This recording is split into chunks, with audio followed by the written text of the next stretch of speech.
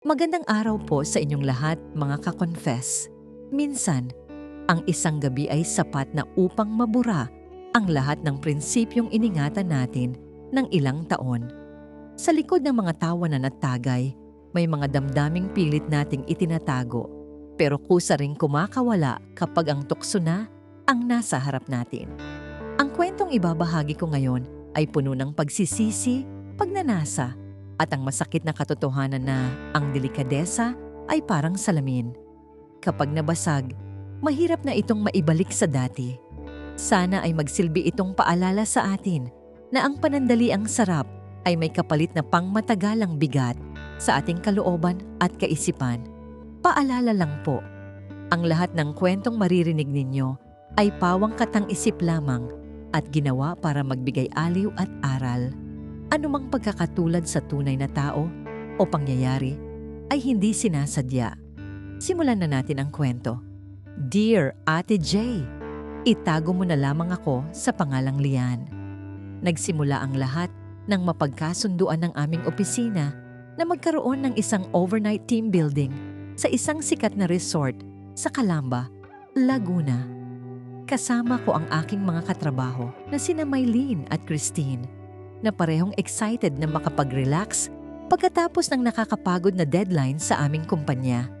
Kasama rin namin ang mga binate sa accounting department na sina Orlando, Paulo, at ang bago naming supervisor na si Rafael. Maaga kaming dumating sa malawak na villa na may sariling private pool. Habang nag-aayos kami ng mga gamit, ramdam ko na ang kakaibang kaba dahil sa presensya ng isa sa kanila. Habang nagluluto kami ng pananghalian, hindi ko maiwasang mapansin ang bawat kilos ni Rafael. Siya ay matangkad, may malalim na boses, at palaging nakangiti sa akin sa paraang tila may ibig sabihin.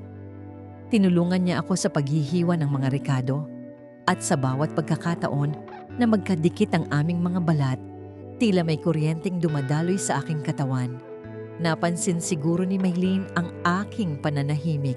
Kaya tinukso niya ako ng pabulong. Ngumiti lang ako ng pilit. Pilit na itinatago ang namumuong atraksyon na dapat ay matagal ko nang pinatay sa aking isipan at puso. Lumipas ang hapon na puno ng mga laro at asaran sa gilid ng pool. Si Orlando ang taga-timpla ng drinks habang si Paulo naman ang nagpapatugtog ng mga paborito naming kanta. Kitang-kita ang saya sa mukha ng bawat isa. Ngunit sa loob-loob ko, ay may namumuong tensyon na hindi ko maipaliwanag. Si Christine naman ay abala sa pakikipagkwentuhan kay Quintin, ang aming driver na pansamantalang sumali sa amin. Sa bawat shot ng tequila na iniinom namin, unti-unting lumuluwag ang aking pagpipigil. Ramdam ko ang init ng alak na nananalaytay sa aking mga ugat habang lumulubog na ang araw. Pagdating ng gabi, naglatag kami ng mga banig sa tabi ng pool para sa aming inuman session. Si Rafael ay naupo sa tabi ko at ang kanyang amoy na pinaghalong pabango at alak ay tila lalong nagpasingaw sa aking pakiramdam. Nagkwentuhan kami tungkol sa mga pangarap at mga kabiguan sa buhay. Dito ko nalaman na si Rafael pala ay kakabreak lang sa kanyang kasintahan, dahilan kung bakit tila may lungkot din sa kanyang mga mata. Sa bawat sulyap niya sa akin, tila hinihigop niya ang aking katwiran. Hindi ko na namamalayan na unti-unti na akong sumasandal sa balikat niya. Ang usapan ay naging mas malalim at seryoso habang lumalalim ang gabi. Nagpaalam na sina Maylene at Christine para matulog dahil medyo nakainom na rin sila. Naiwan kaming apat ni na Orlando, Paulo at Rafael na patuloy pa ring nag-iinuman. Si Orlando at Paulo naman ay abala sa kanilang sariling debate tungkol sa basketball, kaya naging pagkakataon ito para kami ni Rafael ay makapag-usap ng mas masinsinan. Hinawakan niya ang aking kamay sa ilalim ng mesa at sa halip na alisin ito, ay hinayaan ko lang siyang gawin iyon habang ako ay nakangiti. Sinubukan kong tumayo para kumuha ng yelo sa kusina, pero muntik na akong mawala ng balanse dahil sa kalasingan. Agad akong nasalo ni Rafael sa kanyang mga bisig at ang aming mga mukha ay naging magkalapit na magkalapit. Ramdam ko ang kanyang mainit na hininga sa aking pisngi at ang pintig ng aking puso ay bumibilis ng husto. Tumingin siya ng diretso sa aking mga mata. Tila nagtatanong kung handa ba akong tumawid sa guhit na hindi na maaaring balikan. Sa sandaling iyon, ang lahat ng takot at pag-aalinlangan ko ay unti-unting naglaho sa dilim. Bumulong siya sa aking pandinig.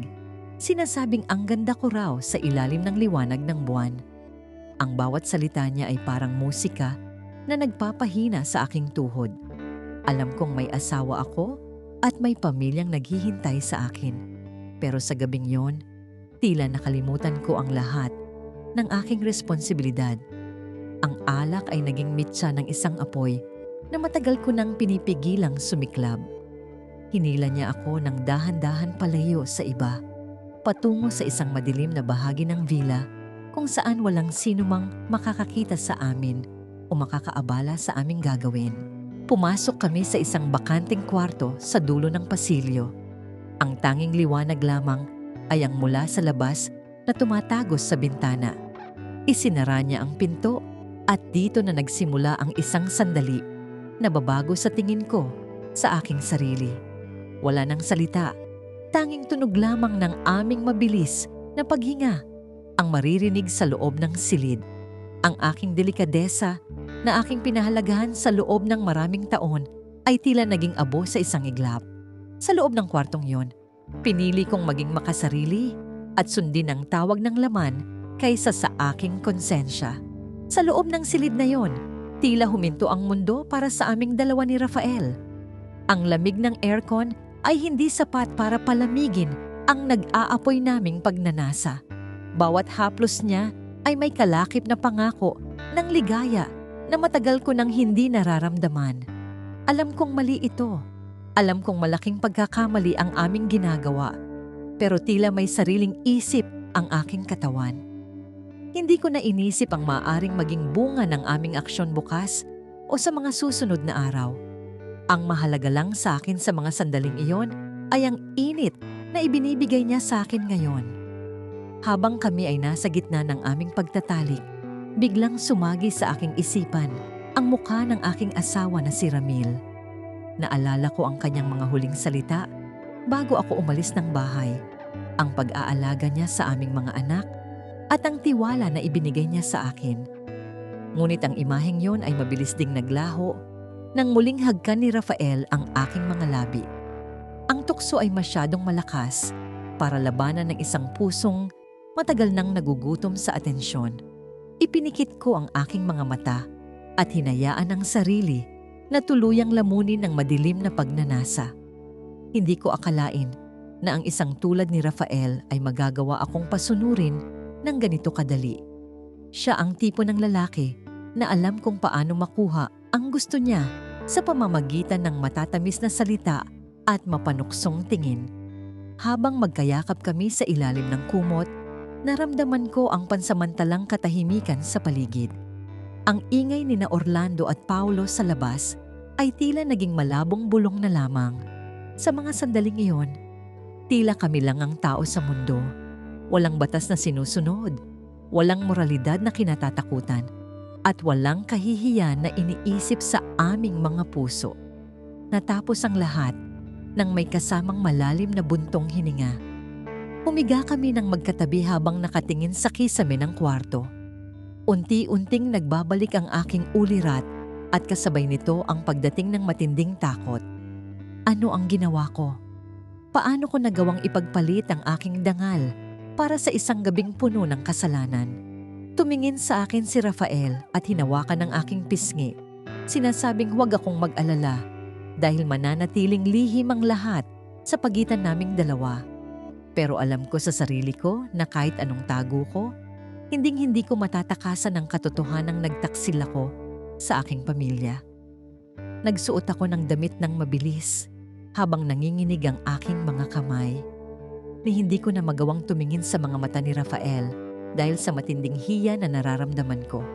Lumabas ako ng kwarto ng dahan-dahan, sinisigurado na walang makakakita sa akin. Pagbalik ko sa aming common area, nakita ko sina Orlando at Paulo na nakatulog na sa sofa dahil sa sobrang kalasingan. Mabuti na lang at hindi nila napansin ang aking pagkawala. Dumiretso ako sa banyo at doon ay umiyak ng tahimik habang hinuhugasan ang aking mukha na puno ng pagsisisi at matinding kalituhan. Tumingin ako sa salamin at hindi ko na makilala ang babaeng nasa harap ko. Ang dating Lian na kilala bilang disente at may delikadesa ay wala na. Napalitan na siya ng isang babaeng nagpadala sa bugso ng damdamin at nakalimot sa kanyang sinumpaan. Ang bawat patak ng tubig sa aking balat ay tila hindi sapat para linisin ang dumi na nararamdaman ko sa loob. Gusto kong sumigaw, gusto kong bumalik sa nakaraan at baguhin ang lahat. Pero alam kong huli na ang lahat.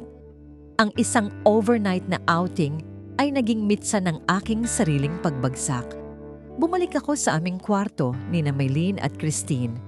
Tulog na sila at walang kamalay-malay sa bagyong nagaganap sa loob ng aking puso. Humiga ako sa aking kama, pero hindi ako dinalaw ng antok. Ang bawat segundo ay tila isang taon sa bagal habang iniisip ko ang mukha ni Rafael at ang aming ginawa. Ang bawat haplos niya ay tila nakatatak pa rin sa aking balat, isang permanenteng paalala ng aking kataksilan. Paano ko haharapin ang aking asawa bukas? Paano ko maibabalik ang tiwala na ako mismo ang bumasag sa loob ng isang gabi? Hanggang sa magmadaling araw, nanatili akong gising at nakatulala sa bintana. Pinapanood ko ang unti-unting pagliwanag ng langit. Isang liwanag na tila humuhusga sa akin sa bawat segundong lumilipas. Ang lamig ng madaling araw sa Laguna ay tumatago sa aking buto, pero mas masakit ang lamig na nararamdaman ko sa aking kaluluwa. Alam kong ito na ang simula ng isang mahabang gabi ng pagtatago at pagsisinungaling. Ang delikadesang iningatan ko ng buong buhay ay nawala ng parang bula sa isang iglap lang. At hindi ko alam kung paano ko muling bubuin ang aking sarili.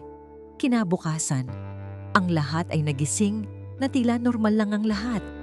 Nagluluto sina Maylene at Christina ng almusal habang nagtatawanan patungkol sa mga nangyari kagabi. Pero wala silang alam sa totoong nangyari. Dumating si Rafael sa kusina at bumati ng parang walang nangyari. Ang galing niyang magpanggap.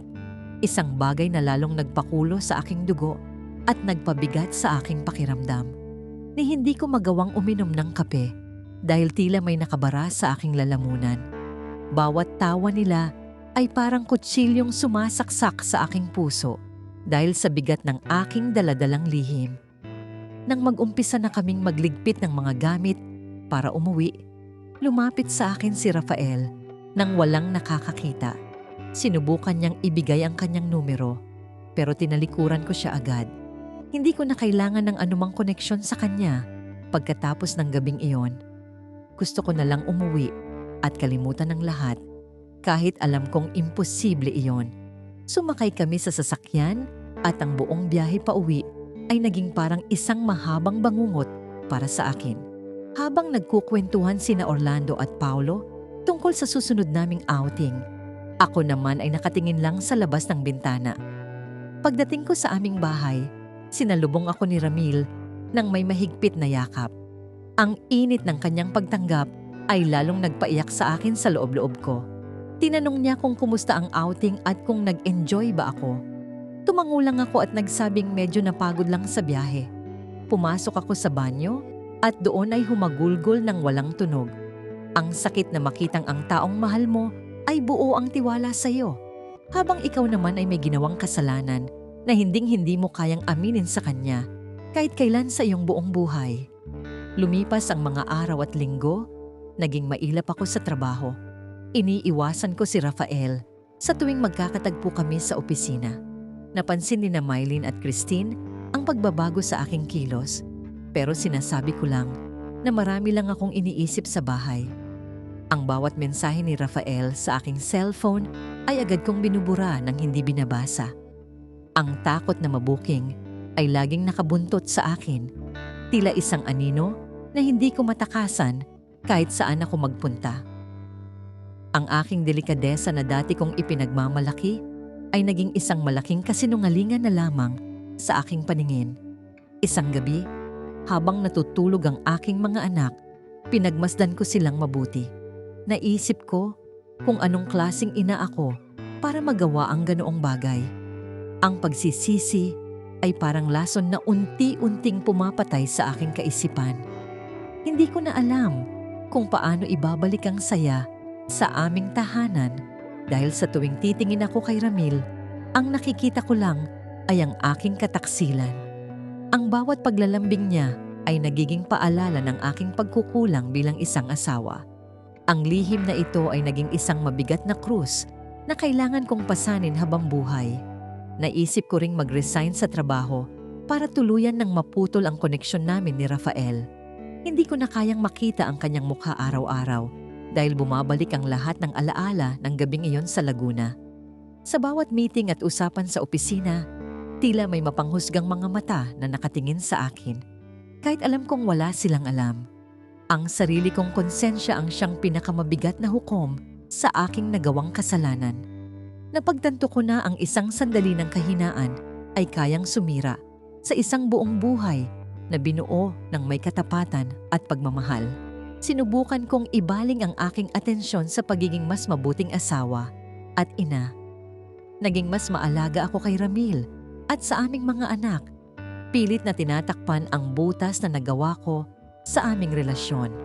Ngunit sa tuwing mag-isa ako, hindi ko maiwasang itanong sa sarili ko kung mapapatawad ko pa ba ang aking sarili. Ang delikadesa ay hindi lang pala tungkol sa kung paano tayo nakikita ng ibang tao, kundi kung paano natin nakikita ang ating sarili kapag walang ibang nakatingin. At sa gabing iyon sa overnight outing, doon ko napatunayan na ako ay mahina. Ngayon, habang isinusulat ko ang liham na ito sa iyo, Ate Jay, umaasa ako na gumaan ang aking pakiramdam. Ang kwentong ito ay magsisilbing aral sa lahat, na ang tukso ay laging nasa paligid, naghihintay lang ng tamang pagkakataon para tayo ay iligaw. Ang delikadesa ay isang mahalagang hiyas na kapag nawala ay hindi na kailanman mababawi pa. Sana ay magsilbi itong babala sa mga katulad ko na huwag hayaang ang isang gabing pagnanasa ay sumira sa lahat ng bagay na mahalaga sa atin. Dito nagtatapos ang aking pag-amin, puno ng pait, ngunit may dalang katotohanan. At yan ang kwento ni Lian. Isang lihim na minsan ay mahirap itago, pero sa huli ay nagbigay ng aral at katotohanan sa kanyang puso. Mga ka-confess, dito na nagtatapos ang ating kwento. Maraming salamat sa inyong pakikinig at pagsama sa amin mula simula hanggang dulo. Sana ay may napulot kayong aral, inspirasyon, o kahit konting saya sa ating ibinahaging kwento ngayon. Kung nagustuhan ninyo ang kwentong ito, huwag kalimutang i-like, i-share, at higit sa lahat ay mag-subscribe dito sa aming YouTube channel na Tagalog Wild Confession para sa mas marami pang kwentong kapana-panabik, nakakakilig, at minsan ay nakakagulat. At huwag din kalimutang i-follow ang aming Facebook page na Tagalog Wild Confession para lagi kayong updated sa mga bagong uploads at kwentuhan. Hanggang sa susunod nating kwentong Tagalog Wild Confession. Ingat kayo palagi, mga ka-confess.